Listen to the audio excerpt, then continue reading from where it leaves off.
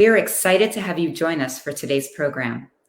I'm Catherine Jope, the Cultural Affairs Officer at the U.S. Embassy in Kuala Lumpur. As all Muslims around the world are now celebrating the month of Ramadan, we continue our virtual programming today with a focus on promoting civic engagement during the current global crisis.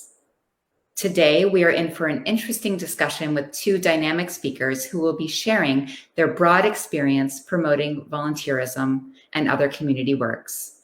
They will be discussing, among other things, the concept of living in this new normal as COVID-19 continues to change how we work and live. Our American speaker, Imam Mohamed Magid, is the executive imam of the Al-Dulles Area Muslim Society, or ADAMS. He has a long history of commitment to public service through various organizations and has addressed audiences around the world. We are lucky to have him with us today, live from the Washington, D.C. metro area, to offer his advice and expertise. Today's program will be moderated by Malaysia's very own Mahdar Tahir, a strong advocate for civic engagement programs himself and the director of Crescent Collective. I am now honored to turn it over to Mahdar to start off our program and introduce our American speaker in greater detail. I hope you all enjoy today's program. With that, over to you, Mahdar.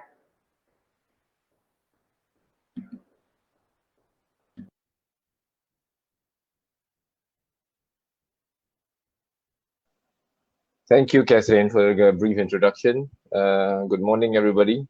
I'm honored to moderate this talk. I'd like to thank American Embassy for choosing me, giving me the opportunity to moderate this talk with Imam Magid. Well, welcome all our Malaysian viewers. Good morning to you and Imam Magid in America. We'd like to wish you good evening, and all our American viewers, good evening. To this Ramadan virtual talk. Our title today is Community Resilience during the time of COVID-19. Now, Ramadan has always demand from Muslims, especially. Ramadan for Muslims has always demand the best of human interactions, individually and also with the society. And it promotes Muslims to have a lot of acts of charity during this month. In times like crisis, COVID-19 pandemic, the need for community outreach and giving back to the society is much more upon us. So today we'll hope to discuss the idea of giving back to the community during times like this. We are always encouraged to give during good times and during difficult times. And these are the times that really test us, our fabric as human being and within our society. And for this talk today, we are, as mentioned by Catherine, we are glad to have Imam Magid from Virginia. He's the executive director of the Al-Dulles Area Muslim Society, or ADAMS, and he's also the former president of the Islamic Society of North America, which is a big organization, one of the biggest, if not the biggest, Muslim organization in America. I myself was fortunate to be there in 2015 at their yearly conference in Chicago. Imam Magid has a long history of commitment to public service to organizations such as the Peaceful Families. He has co-authored 3 books and has helped train imams and religious leaders domestically and internationally, especially on the issues of violence against women. Imam Magid is a strong advocate for minority religious rights around the world. He has written for the Washington Post and Huffington Post and has been profiled in Time Magazine and Wall Street Journal. He is also the recipient of Washingtonian of the Year in 2009 and received the Award of Human Rights in 2005 from Fairfax County. Again, I would like to welcome you all, and I would like to also inform and encourage our viewers to send in your questions, and hopefully we'll try to answer all of them later after the talk, later part of the talk and the show. So without further ado, I would like to welcome our Imam and ask him the first question. Now, the first question is, how has Muslim in America responded to the COVID-19 pandemics while observing the prophetic tradition and Islamic principles, and how to be or how to conduct yourself as individual as community during the time of pandemic? Thank you so much for this nice introduction, and thank American Embassy for inviting me to join the beautiful country and the beautiful people of Malaysia. And I would like to wish them a happy, inshallah, ending of Ramadan and happy Eid in advance. American Muslims have responded to this test, call it test, because we've been tested, all of us, with this COVID-19 by adhering to the guidelines and the call of the local government to stay at home. Because we believe that from the Islamic perspective, Islam is a religion that advocate and teach all of us to preserve and to protect human life. When the public official here, the health public official in Virginia, the governor of Virginia, have called upon all the citizens of the state to stay home, we have gathered about 28 imams and Islamic centers in the area. I had a conference call with them, and we decided, all of us, to close down next day. And we've been closing down now, closed mosque now for 2 months.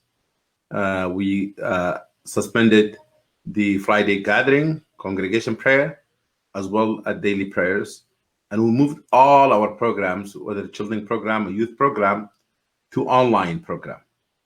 And therefore, I have to learn how to use Zoom and to do many programs and Facebook Live. And our community really responded wonderfully to this call by mobilizing the community to provide social service to those who are in need in our community.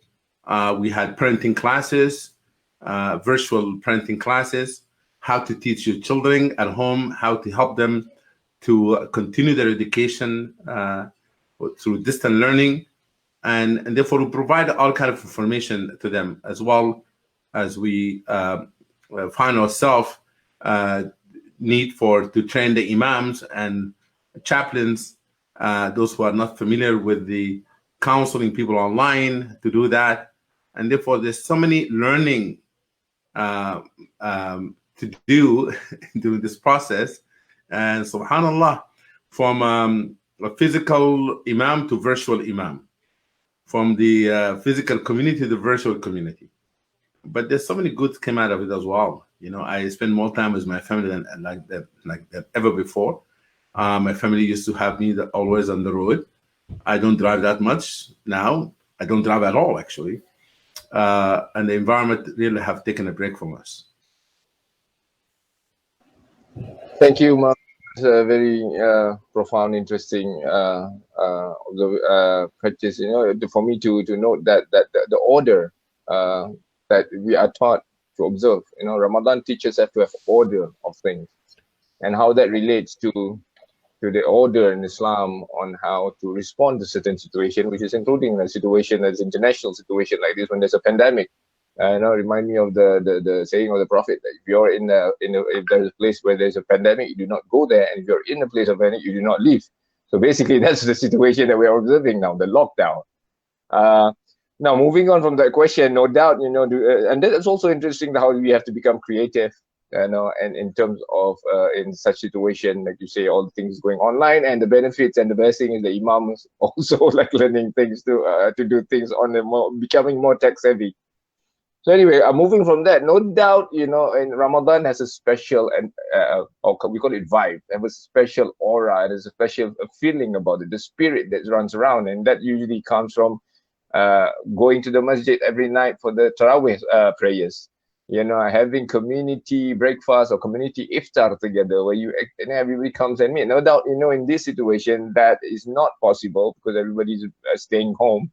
So how do you Muslims in America, how do you keep that Ramadan spirit alive, but yet still, observing the safety and being safe in the lockdown situation? One of the members of my community have shared with me a very interesting, profound thought he had. He said to me, fasting about abstaining from food and drinks during the day. But God Almighty have all of us experience another fasting, abstaining from social gathering. And he said he wants us to reflect really deeply on our faith without being in such social space, which is a very interesting thought. I thought that very interesting. He interpreted staying home in a spiritual sense to be another opportunity for us to practice patience and perseverance. And he was saying to me that he felt this Ramadan he has to reflect a lot on himself and his family.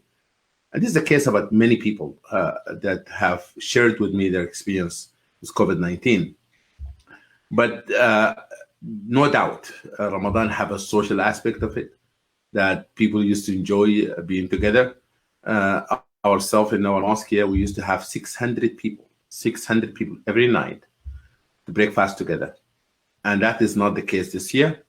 But instead of getting together, we have social service committee that delivering grocery to people home, especially those who are maybe fasting alone and single mothers, single parents. And also we contracted different restaurants in the area to deliver foods, hot meals, to those families that used to come with us and they couldn't do it. For the community, really have moved everything to delivery, delivering the iftar and delivering the service. But also we turned our computer screen to a little mosque, where every night we have all the Imams that used to lead us in night prayer, Taraweeh. They come online and they recite the whole Juzu, which is a portion of the Quran that being read every day. And tonight, after this program, I'll be joining my community online for the completion of the Quran, Khatm al-Quran. We'll be celebrating together that we have recited the entire Quran, and this today is the night of 29th. Therefore, we moved everything online. We have classes online. We have Sunday school online. We have counseling and for youth as well, and fun programs. For we will have all of these programs online. Now, we hope we do also interfaith virtual iftar. Last night, it was our interfaith virtual iftar attended by many people, including members of the federal government and local government.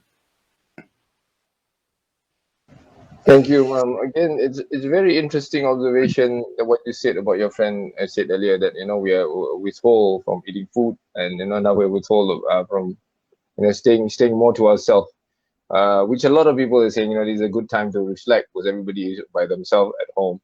But no doubt the other interesting thing is like how everything is going virtual, and if going online is more of the younger generation thing. So you will see, like that's an interesting thing where more younger generation are actually engaged online with such programs. They might not be at the masjid, but now they are at the masjid, but online. And it encouraged the older generation to learn about this and come online and can this Ramadan probably can break a lot of gaps between the generation and the older generation and the younger generation coming together.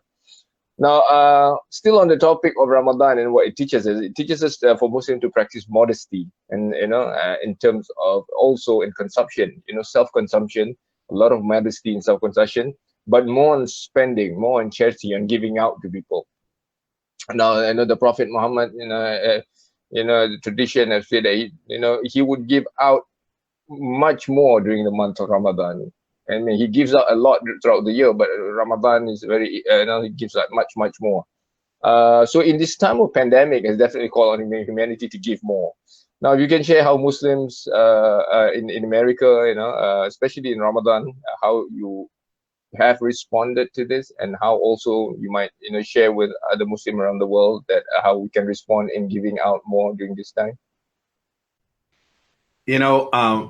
During Ramadan every year, I used to tell my community, please remember that you used to eat lunch during the day, and that money of that, the money of that lunch, you should give it away now.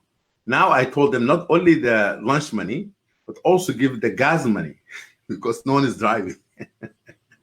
Therefore, you have reduced your budget and give that money, extra money, to the needy and the people who need in society and community. Or maybe donate some to the environmental organization that fighting for the safety and security for every single human being on the face of the earth. Yes, we have a clinic that with our mosque, and we have opened this clinic for COVID-19 testing and providing it for everybody, for those who have maybe shown symptoms. And we have doctors, Muslim doctors have done a wonderful job. Thousands of meals donated by doctors for our communities. And they have donated masks and all kind of supplies to hospitals, local hospitals, Muslim doctors. But the clinic, we have Muslim doctors, Jewish doctors, Christian doctors, and all other people from other faiths. They're also volunteering. It is a clinic in the mosque, but it's open for the public, regardless of people's faith, regardless of people's ethnic background, and anyone from those medical health providers can volunteer at the clinic. Also, we have seen a wonderful thing happen in my local community here. We have about 7 branches of our mosque. We have about 5,000 families. And 2 of our branches, actually, they are in other place of worship. The one in DC is actually, the branch is in the church. The second branch is in the synagogue in Reston. And the Rabbi Hosman from Reston called me this Ramadan, the beginning of it. He said, I will miss the Muslims this Ramadan, because we used to pray Tarawih prayer, night prayer in the synagogue, in that branch, and pray every Friday there. Because we will be missing you, but we would like to work with your community in that area to deliver services. And now the Jewish community and the Muslim community forming together a social service committee delivering service to that local. I will miss. And therefore, I was telling my community the other day, the Prophet, peace be upon him, was always generous, but he was more generous in the month of Ramadan. And therefore, we have to think this Ramadan about many people maybe have lost their job because of COVID-19. Maybe many people have their loved one couldn't work because contracted the disease or the virus. We have member of a community have lost their loved one. I'm going to tell you a very moving story, and then I will have you to maybe move to other questions. We have a Muslim doctor, a female Muslim doctor, called me, and she said the following: Imam, I lost my husband a week ago for COVID-19, but the hospital really needs me, and they want me to come to serve, and I would like to go back to serve. Can you give me some word of comfort so that I can mourn my husband through service? Can you imagine that? A lady lost her husband in New York, a medical doctor, a week after, back into the hospital, helping people. That's the spirit of Ramadan. That's the spirit of Islam, of service, being selfless. And I'm very proud of many, many American Muslims who have been serving their country honorably in many levels, in many ways. Thank you, Mohamed. That's very beautiful stories, with that lady as an individual, as also as a society. You mentioned about the synagogue, how, the Jewish community miss the Muslim community during the Tarawih and prayers and the Friday prayers there. And also bringing, these communities together to, especially religious, faith-based community to provide, to serve the community and the society, especially when time needing a very needy time like this. That's what I think faith-based or religious people are supposed to do. Because as the vicegerent of God, we are supposed to go out there, come together, and not have not work against each other, or even not work separately. But that's beautiful how a situation like this brings out that religious or the spirituality, the human spirit, and come together like that. Okay, moving on to that. Before I move on to the question, I would also like to inform, remind, and encourage our viewers that have any question to send in their question over Facebook, and we hope to answer them later in this program, at the end of the program. Now, I was just about to ask you actually, what is your any special experience, and then you already told us the story about that lady in New York, and also thank you for that. Now I'll move on to the next question.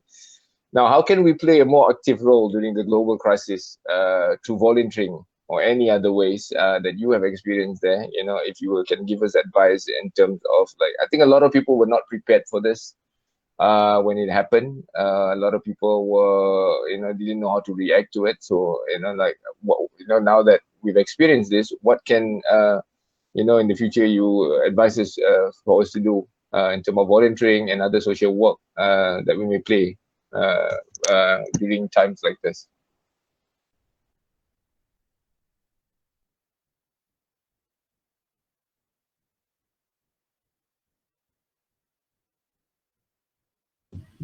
Yeah, I'm trying to mute myself. See, we are trying to cope with technology. It's very interesting that in America, we had experience of some tragedies, but we never have experienced something like this in that bigger scale, like everyone stay at home. I remember after 9/11, the community have come together and served together, and people of other faith come to the defense of Muslims, and they stood really beside the Muslims, and they created an organization called Shoulder to Shoulder, standing with our fellow Muslims, upholding American values. What I can see in this COVID-19, the best of people also have come out. I can tell you that the number of people have delivered food from our community to our local police. Yesterday, we had the chief of the police on virtual iftar with us, and he was thanking the community for delivering meals to the law enforcement.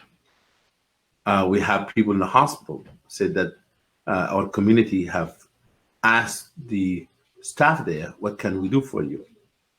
I think that all the traditions have teaching of service.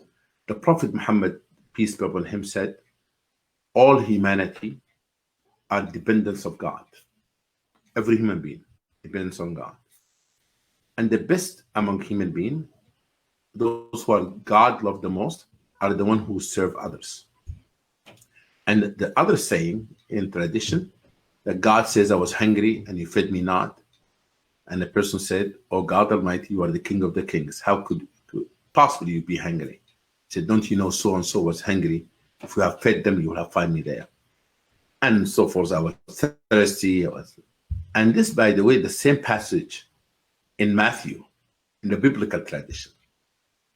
For religions, all the religion of the world, in their core, is about, many verses and passages that ask us to serve others and to love thy neighbor. For my suggestion for people to see that what your local community need, start with your local community, your neighborhood. There's service that you do by giving, and the service that you do by not doing anything. What do I mean by that?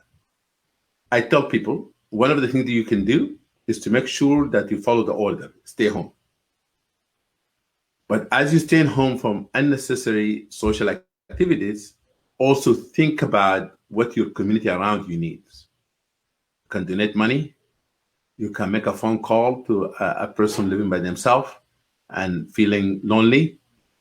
You can donate to a charity that delivers food to people in need, or yourself, wear your mask, practice social distancing, and deliver food or service to others. For that, what we need to do in crisis like this. I think the COVID-19 have taught all of us many lessons. One of the biggest lessons, that humanity, all humanity is one family. This virus have crossed every nation, touched every ethnicity, and there's no way now we can say that it is the virus of this group, or that group, or that ethnic, or this class, or that class, the rich and the poor, and the famous and the known and unknown, and those who are not being known, all of them being impacted by it. And that is very humbling, actually. Thank you, man. It is you're right. It is very humbling for everybody, because everybody was not prepared for this. You know, we thought we would, you know, we were ready for everything, you know, and this has really made us humble. And especially, I was thinking earlier on during the COVID, you know, when this started, this pandemic started, you know, religious organization or religious people, you know, I question myself, you know, how much did we actually pray for those who were suffering from it, because it has not reached our shores. You know, then we started reacting, you know, we started making prayers and gathering when it starts to come to our shores. It's around our neighborhood, it's in front of our face. But when the same suffering was happening somewhere else, you know, I think, you know, to be honest, with a lot of religious people and society, we didn't bother to pray for, you know, for the uplifting of the pandemic, where it's know where it happened until it comes out. So, you know, it comes like one of the reflection for us to see in the future, because we see how interconnected we are. You know, how that, you know, a pandemic in a place, if we don't pray for them, it might come to us very quick. So another thing during this COVID-19, especially with Muslims, you know, there's a lot of like matters that affect Islamic practice. For instance, here we experience the handling of the dead body of COVID patient or COVID victim, or, you know, the funeral prayers. This all has to be, you know, else a new thing. Can you and you see, like, you know, religious institution might need to work closer with authority, with health authority, with government, with council, for the future in terms of this thing happen, and not like have to start again how to figure things out when things happen. So maybe you can give us some advice, you know, as your capacity as an imam, how Muslim organization or Muslim institution can work closer with other stakeholders in such situation.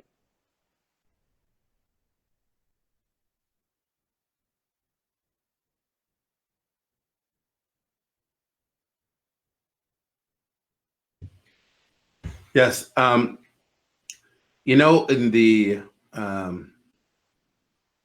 in our community here, we work very closely with the health official, as I said earlier, and we asked them about the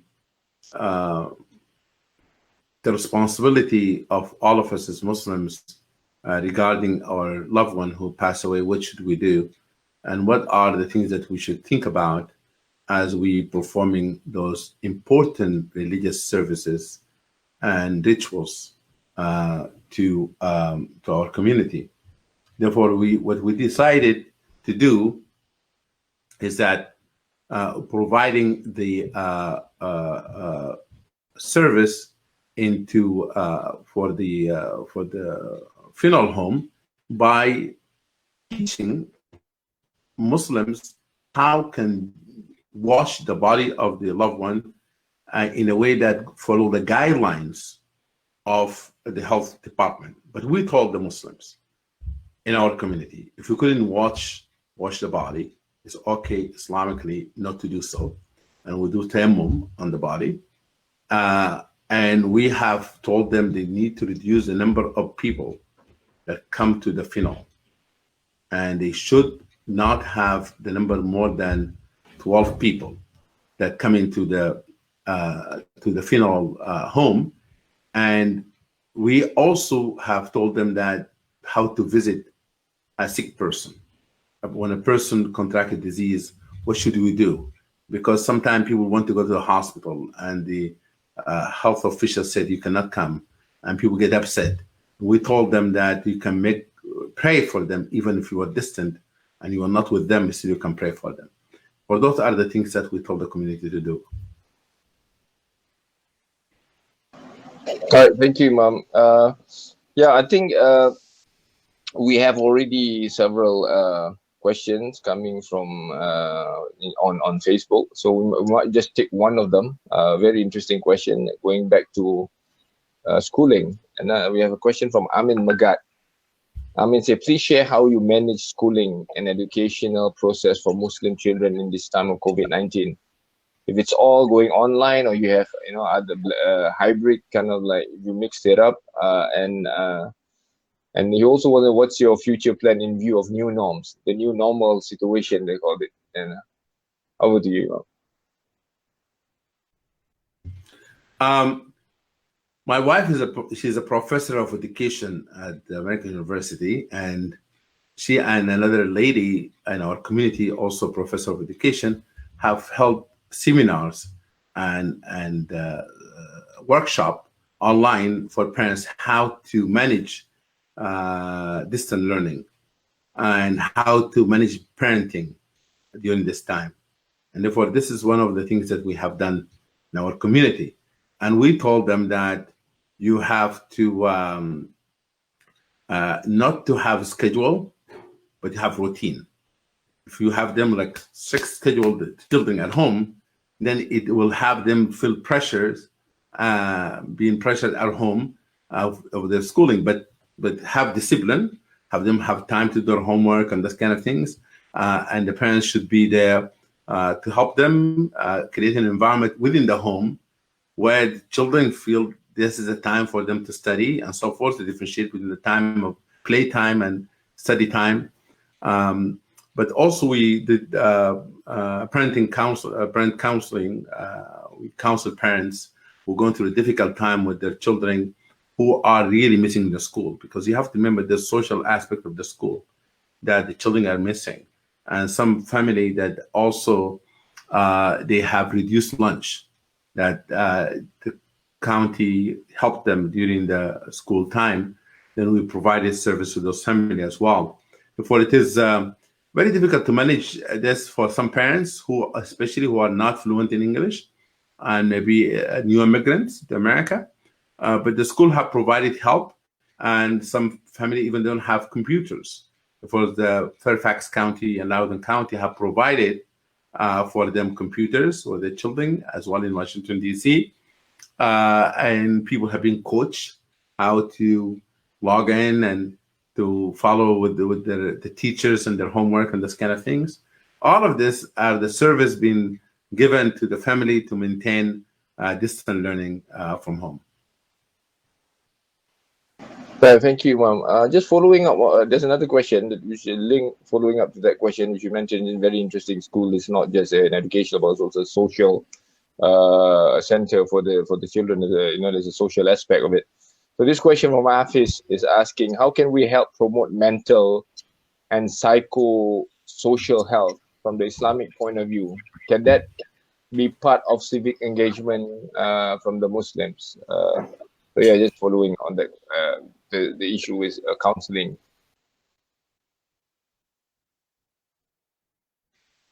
I just made sure that I have my phone, my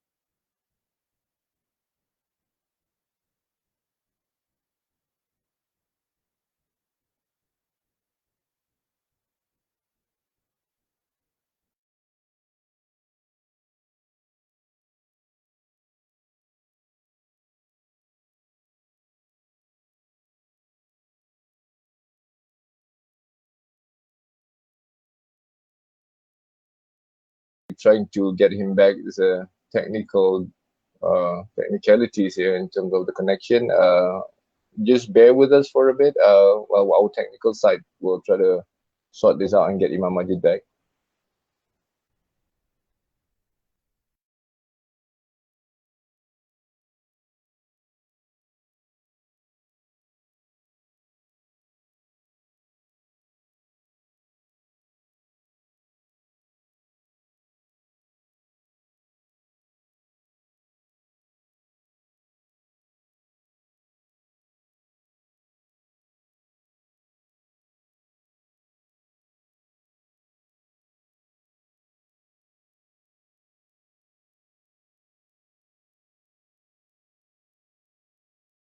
Okay, Mama.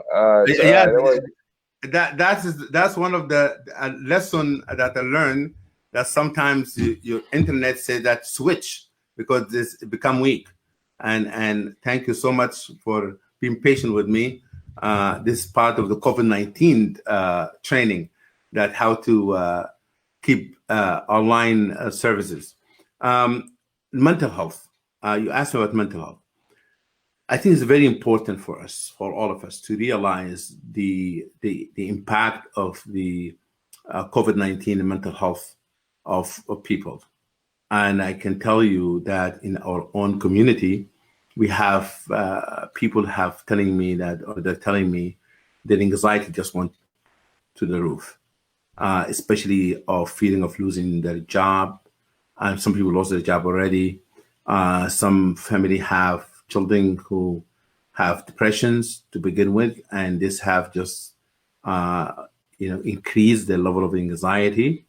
And therefore, what we did, we helped sessions for the community to help them to cope with COVID-19.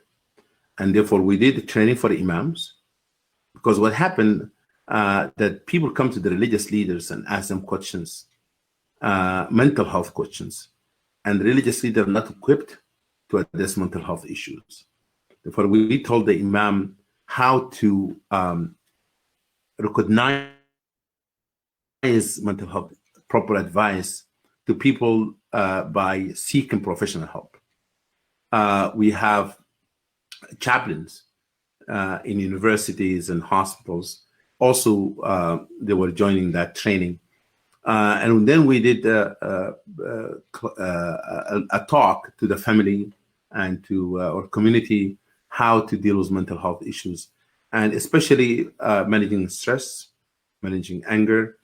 And we address also the issue of domestic violence, because what happened, some people make excuses sometimes because I'm frustrated, and then they commit violence against their loved one. Especially, we have many complaints, and as you know, statistics shows that people who suffer from domestic violence the most are women. And we have done sessions for women to empower women how to address the issue of domestic violence during even COVID-19. And men should not feel that need to be served, being the king of the house, and everything has to be provided. The Prophet, peace upon him, used to help in the household, and therefore putting pressure on and their spouses and so forth, and demand service during this time is just not acceptable from Islamic perspective at all. Everyone has to help in the household.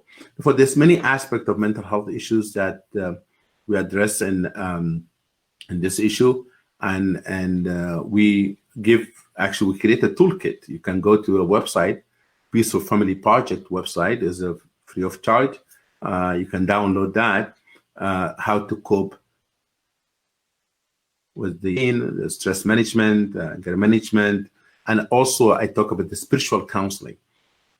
How can we relate to God in this difficult time?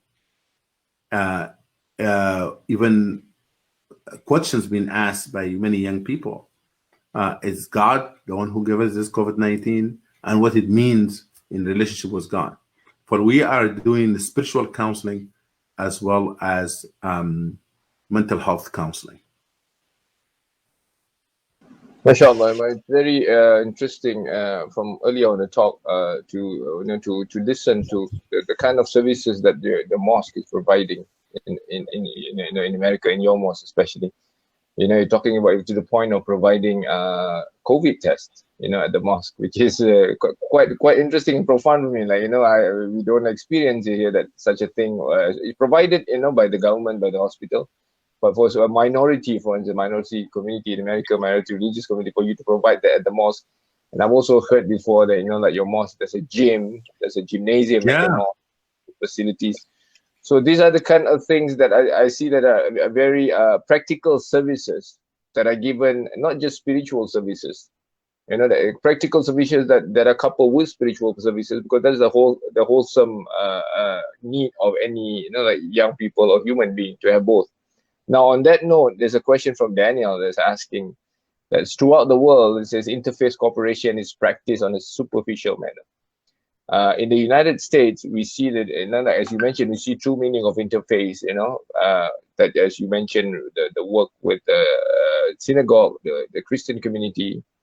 Now, he asked you what makes the US special, but I think the question is about what makes it work there? What are the things that you do to make those interfaith cooperation really successful? You know, relationship begins with dialogue, understanding, but it's not stop there. Many people just continue just doing dialogue, which is good. But I do believe that we have to move. You know, we have a theory in interfaith work in America. Head, hand, heart. Sometimes you have to work with your hands together.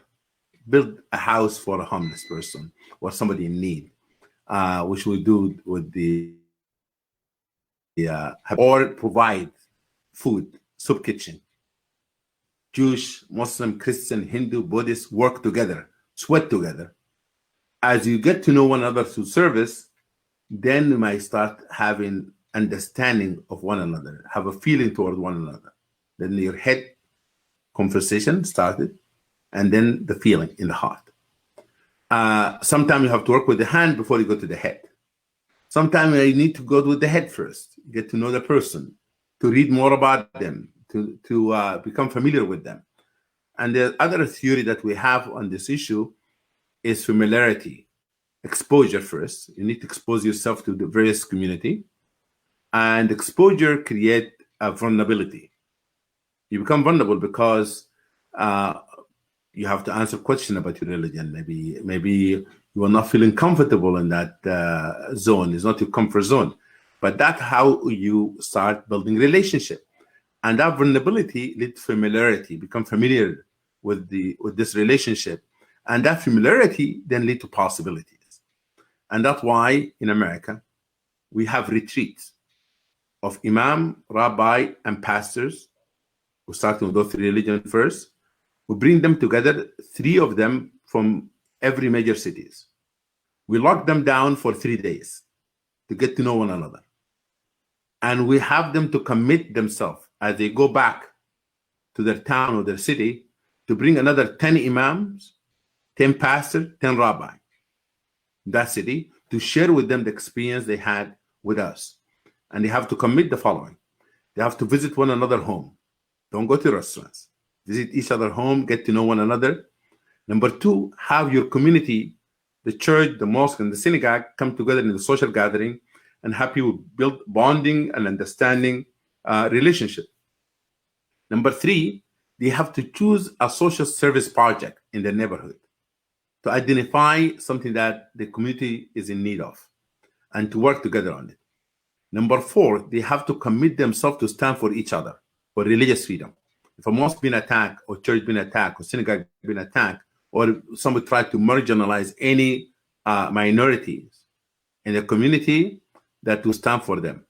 And number 5, to form a network that responds to emergency when natural disaster hits, when act of violence, as we have seen in Pittsburgh and we have seen in churches in North Carolina or other places in America, that those people would to help with the principles of engagement. If when you get out of tribalism, we call it tribalism, is everyone just thinking about their own faith and their own community, then we have a problem. Religious nationalism is an issue. For we need to have people to go beyond their comfort zone. And we have a slogan, by the way, in America, for your audience in Malaysia, called Mosque Without Walls. Mosque Without Walls. Mosque is open for everybody. Come and see us. Come and visit us. Visit our community, and we welcome you.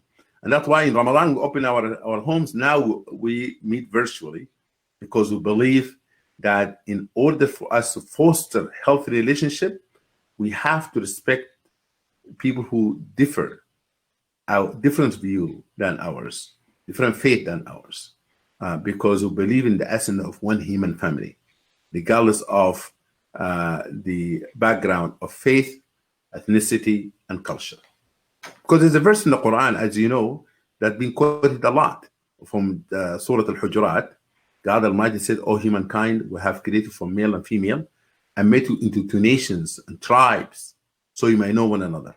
And the best among you are those are the most righteous." Thank you, Mom. It's very nice for you to end that. It's a heavy thing. It's interfaith relation, interpersonal relation. In the first place, so interfaith is much more. But it's very beautiful. You end up with that. That's one of my favorite verses actually. That we have created a man, and different tribes. And then God tell us what to do. For me, it's like He tell me that this is the configuration. I've done this. This is how I want to do. I want to have it made. But what are your functions? That you get to know each other, which is not actually difficult, which is something beautiful to do, to know the different culture, the different food, and it's actually a command. The command for every Muslim to, it's a responsibility to get to know somebody else, to get to know the other side. So yeah, that was now the next question. I know I will go for something more lighter because it's been quite, the last question and a few other questions has been quite heavy. So the next question is like this is from Nurha. It's asking, Assalamu alaikum, Imam. I'm just curious if there are any Malaysian Muslims in your society. If yes, have you experienced any Malaysian culture, traditions, food during Eid celebration in your area or during Ramadan?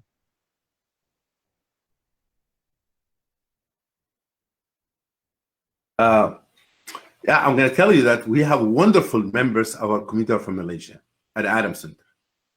And I have eaten Malaysian food many times. And we are one of the most generous and active people in our community. Therefore, I did, officiated weddings of Malaysian couples more than once. Therefore, I've been experiencing that the hospitality and Malaysian wedding is beautiful. Therefore, I'm very familiar with that because of our community is a very diverse community. Actually, if you come to Adam Center on Friday night when we're open, you will see like United Nations, people from every ethnic background. And we have intercultural marriages. We have Arabs who married Malaysian, and Malaysian married, white Americans. We have, I'll give an example. The person in charge of our government relationship at Adam Center named Bob Morrow. Bob Morrow is a white American who was in the foreign service. He met his wife from Malaysia, got married, and both of them very active in our mosque. Brother Bob, we call him, he's really a face of our community. Therefore, we have that in our community. Therefore, Malaysians, people from Malaysia, they have been really participating in our communities, and they have great contribution, of great appreciation for them. MashaAllah. Now I'm asking Malaysian, they go there to study or to get married? So Imam, this man met his wife in Malaysia. Oh, okay. Yeah. I mean the wedding. So okay, Imam. All right, that's something like. But now following on the interfaith question. I mean, this probably this is the last question that we can entertain before we wrap up. This is from Gerard George. He's big on the interfaith understanding. Must be. He says interfaith understanding must be part of basic, primary, and secondary. That's like in America's elementary and high school education. He wants your views on this, and your thoughts on it. He's talking about the curriculum, I take it, about how to address the interfaith from young age. Yes, about into the schooling system. Yes, I do believe that we have to incorporate in our curriculum the issue of respect. The word tolerance is not the best word sometimes to be used, because tolerance, like I'm going to put up with you, I'm not going to bother you, I'm not going to hurt you. We want to move beyond that. Therefore, it has to be understanding and respect, and especially for minorities. Alhamdulillah, thank God, I was part of a project that I led in America to advocate for religious minority in majority Muslim countries. And then we come with a declaration in Morocco. And now we are in the process moving from declaration to action, led by a great scholar named Sheikh Abdullah bin Bayah, who have been honored, by government before, by the king, I think, or Sultan. And the whole idea behind this, the declaration of protecting religious minorities, is the issue of citizenship. How can we advocate for a society that respects every human life and every right for every human being, rights of practicing the religion the way they see it fit? And here I would like to say that it begins at home. It begins at home. If my children hear me making remarks on comments about other people and being racist and prejudiced, they're going to really learn all of this from me. But it begins at home. Secondly, it begins in local school, where the curriculum teach people how to live in an inclusive society. And therefore, the verses from the Quran, the teaching of the Prophet people are very rich and full of those principles. And the third is the mosque. If my preaching is about us versus them, not about all of us, is my preaching about creating tension in community and society, that is counterproductive and it's not Islamic. For the mosque, the synagogue, and the church, they have, and the temple, they have to teach issues and principles that taught by all religions of loving thy neighbor and respecting every human being. Therefore, those are the three places where you can create this environment of creating harmonious acceptance society that accepts everyone. And I would like to tell you, to share with you, I have seen a lot of interfaith activity in America. And I think the world is no longer, it used to be us versus them, because there's no religious group are the majority always in any place of the world. We are majority in one place and minority in another place. And therefore, we have to remember that by taking care of our minorities, other people take care of our minorities, because we are in a global village. Thank you, man. That's a very interesting answer, especially at the end, when you said about the minority and majority. There's sometimes we're living in a religious majority, we forgot we have our own religious brothers and sisters who are the minority. So anyway, Imam, thank you so much for your time today. We have other questions on Facebook, but we don't have time. We apologize for that. But Imam, before I wrap it up, if you have any last words you want to say. First of all, I would like to apologize for the internet interruptions, technology interruptions, but I did troubleshooting very quickly. That's number one. Number two, I want to thank our embassy in Malaysia, and I want to thank you for a wonderful dialogue. And I want to wish the beloved people, the wonderful people of Malaysia, a wonderful Eid. May God protect that country. May God protect our America, the United States of America, and may Allah protect the world and virus, and heal those who are sick, and those who lost loved one. May God give them comfort as they grieve their lost one. Ameen. Thank you so much, Imam Magid. And I would like to thank all of you for watching, for staying with us this morning. Thank you for all the questions. We hope you enjoyed the talk. We hope it's been benefit to you. I would like to apologize on any shortcomings on my side. for my behalf. And with that, I would like to thank again American Embassy for organizing this. I would like to thank them for inviting me to moderate. I would also like to wish everybody Eid Mubarak, Selamat Hari Raya. And that's how they say it in Malaysia, Imam. Selamat Hari Raya and Eid Mubarak. May this Eid return us back to purity and innocence, as that's our goal throughout Ramadan. And may God lift this pandemic, and that we can really celebrate and be together again soon and connect. And with that, I'm going to pass back to Catherine. Over to you, Catherine. Thank you so much, Mahdar, and thank you to our fantastic speaker, Imam Magid, and to you, Mahdar, for excellent moderation of today's program.